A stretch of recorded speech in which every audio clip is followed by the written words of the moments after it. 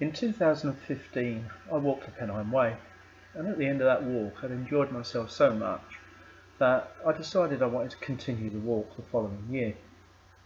After a certain amount of research, I decided that I would follow the line roughly of the Scottish National Trail to Mulgai, where I'll be met by my wife, and we would continue together for 8 days to walk the West Highland Way to Fort William. From here I plan to carry on alone on the Cape Wrath Trail. I'd walked the first section of the Cape Wrath Trail many years before in 2000 with a friend, as far as Shield Bridge, where I pulled out with illness, and I'd always been keen to go back and try and finish off the trail. And this idea gave me a chance to not only do that, but also complete a very long walk of around 430-40 miles. Before I could start the Cape Wrath Trail, there was the small matter of walking the 230 odd miles from Kirk, Yetholm to Fort William. The following photographs are a selection that I took along the way.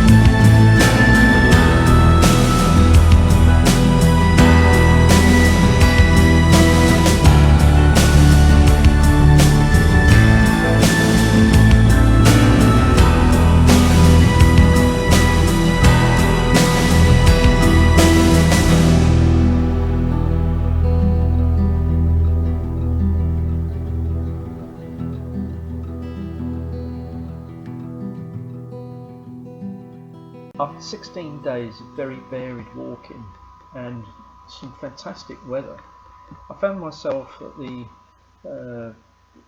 pier for the small ferry across Loch Linney to Camas-na-Gawr, and was waved off by my wife as I spent a short 10 minutes crossing the loch.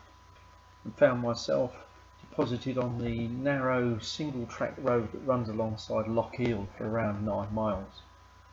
I followed this until the head of the loch, where I headed off into the mountains towards Strathcarron.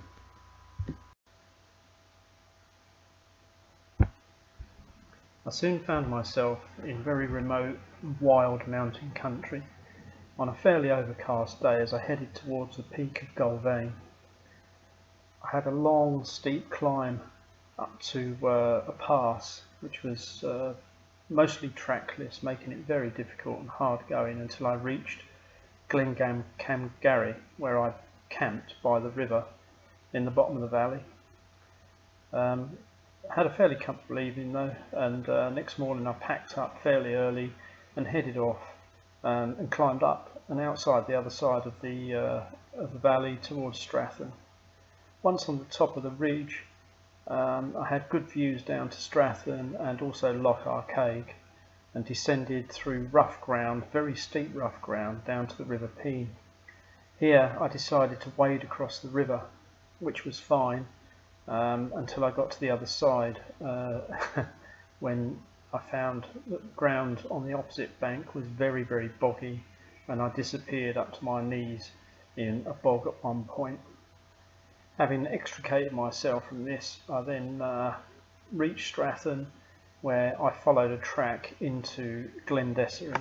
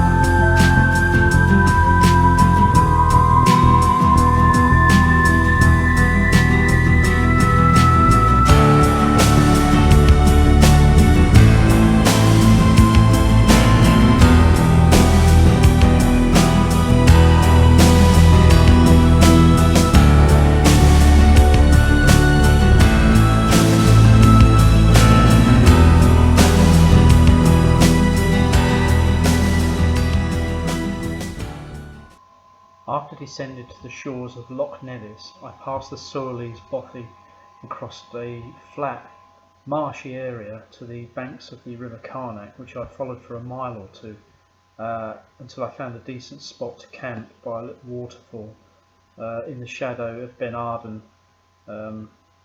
fairly imposing mountain.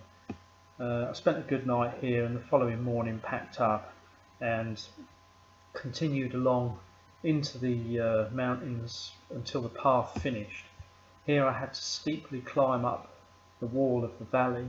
There was no path to follow, you just had to really scramble up for a few hundred feet, which is really quite hard, until I found a crossing path high up in the mountains that took me through a mountain pass and descended then steeply to Barrisdale Bay and another sea loch called Loch Horn, which is an absolutely beautiful loch. When I reached the edge of the loch, I followed a path alongside the loch for about 7 miles until I come to the head at Kinloch Horn. Here I camped for the night.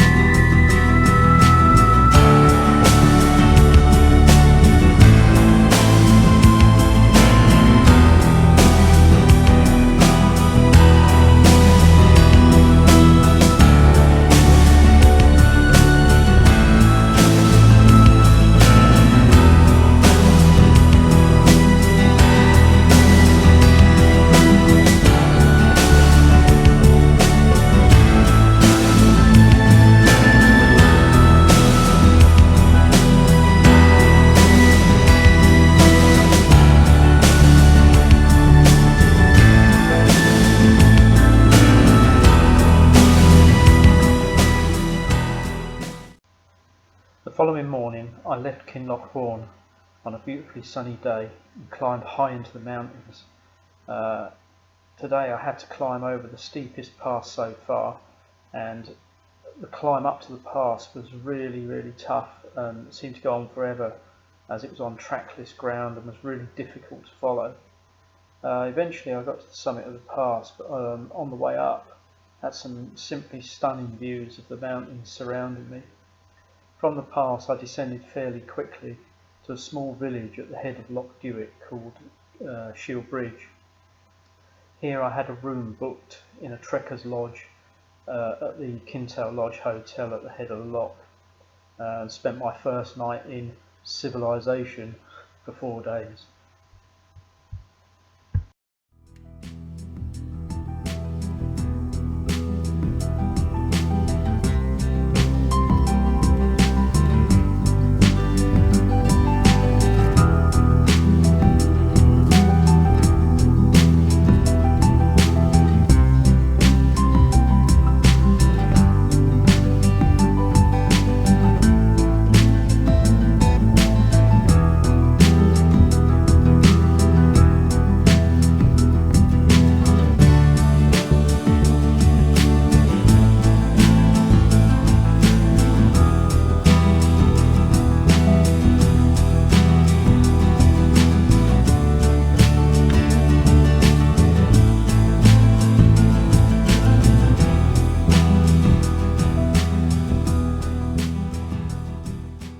The following morning I left Loch Duick and headed through Morvick into the hills towards the falls of Glomac, from which I descended into Glenelg Cave and followed the valley road for some miles through the tiny village of Killillan and up the River Ling, where I camped for the night.